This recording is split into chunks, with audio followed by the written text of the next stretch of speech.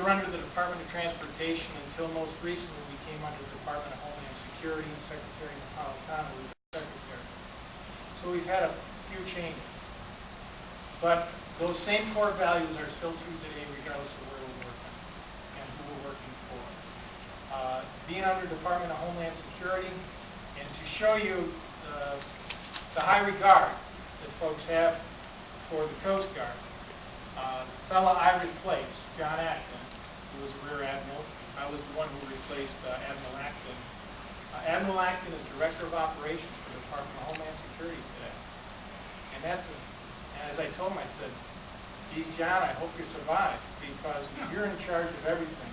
Anybody pickups relative to Homeland Security, Admiral Acton is going to be on the dime for that. And I'm very proud that he got that position, because that speaks volumes for a fellow coastie. We have about 40,000 active duty, and we have 8,100 reservists. And as Admiral Allen says, you can take our Coast Guard and our Coast Guard Reserve, put them all in the Washington Nationals ballpark, and we got room for about 15,000 to 20,000 more people to show up. Some people don't realize it, but we're a worldwide organization. And I know there's some veterans in the audience that are coasties that have served on the RAN stations all over the world. We are very well respected throughout the world, and I can attest to that because I was in Africa in August of this past year, or last year, excuse me. I was on a tour, a 2-week tour in Africa, and we visited the countries of Mauritania, Nigeria, Uganda, and South Africa. And I'm with other flag and general officers, and we have the Army, the Navy, the Marine Corps, and the Air Force all there. And I can still remember my capstone classmate is Admiral Charlie Ray, who's from Newport, Arkansas. And Charlie is a good old boy from Newport, Arkansas, a great shipmate. And I can remember Charlie saying, you know, Steve, I'm from Newport, Arkansas, and you're from Port Edwards, Wisconsin. Can you believe where we're at right now, for crying out loud? I mean, we're just having a good time being a flag. But the part about being in Africa is the African nations that we visited, their navies were most interested in the Coast Guard. They were all interested in what we were doing as the Coast Guard. So Charlie and I became kind of, quote-unquote, a little bit of a rock star image during that time, and I told Charlie, don't let it go to your head. We're going to be back on American soil real soon. So, but again, that's the prestige that the Coast Guard holds, and we're very proud of that. As far as the reserves go, we have the core values of honor, respect, and devotion to duty. In 1990, in 1990, we came out with the Reserve Shield. And on the Reserve Shield, it talks about patriotism, preparedness, and professionalism. And what I want to talk to tonight about those three core values.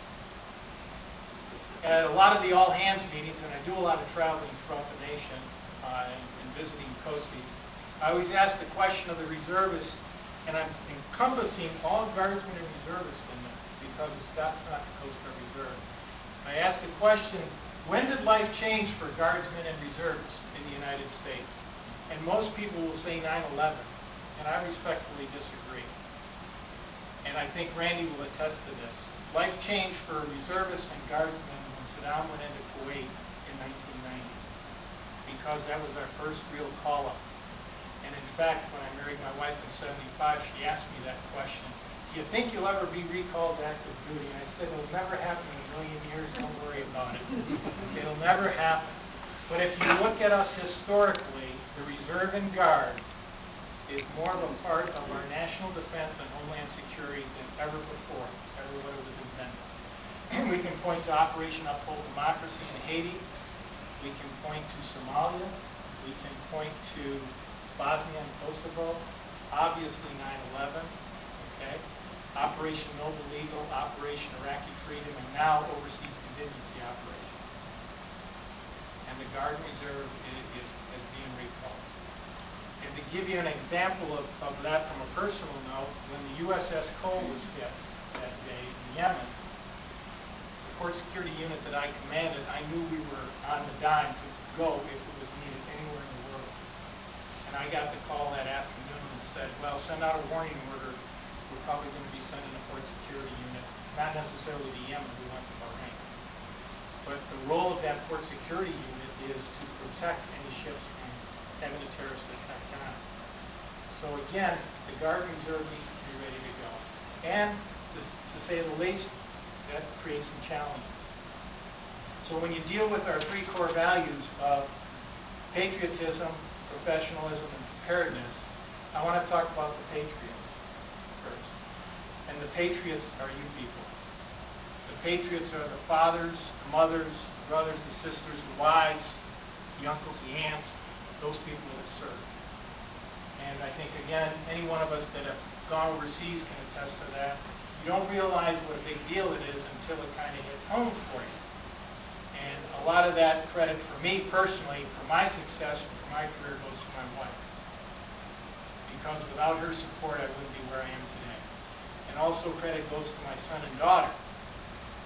And in fact, you would think my daughter, having a father who served in the military her entire adult life, would understand what she was getting into, and she does. Guess who she married? She married a Marine. So she understands what she got into, and we have a lot of respect and honor for Sean, and he is in the Marine Corps, and he's serving right now. But I will tell you this much, it also, I go back to the Dan Reeves statement that I heard. I don't know if you know who Dan Reeves was, but he was a football coach, and he's a commentator today, but he was a football coach for years, played for the Dallas Cowboys. And he was asked a question. He said, I never understood why my mom wouldn't want me to play football. I told her, Mom, it's no big deal. And Dan played college, pros, the whole 9 yards. And he said, I didn't realize my mother's concern until my own son was on the field.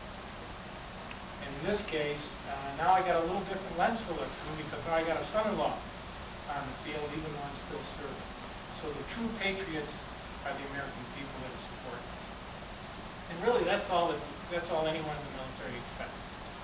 We have a mission to do, we'll do it. We're not policy makers, but we will carry out the mission. Professionalism. The professionalism falls on the rest of us that choose to wear the uniform of our service, that are either in the Guard or Reserve. We are always professional. And it's really interesting because we are the face of the community we live in.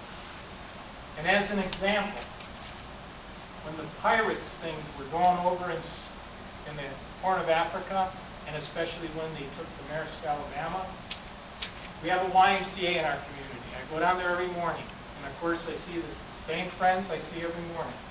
And my goodness, I didn't even get in the door, and they said, hey, what are you guys doing about those pirates over in the Horn of Africa? You got to shoot them. What are you going to do about it? I said, well, there's a lot of things you got to consider about stuff like that. Let's take a slow bell on it a little bit. Well, you're an admiral, for crying out loud. You got to be doing something about it. I said, well, it'll be taken care of in due time, I'm sure, but let's just take a slow bell on it. We'll be fine. Again, face of the Coast Guard. It's a coastal thing. You got to be engaged in it. You're wearing the uniform. Ironically enough, a little side story to that.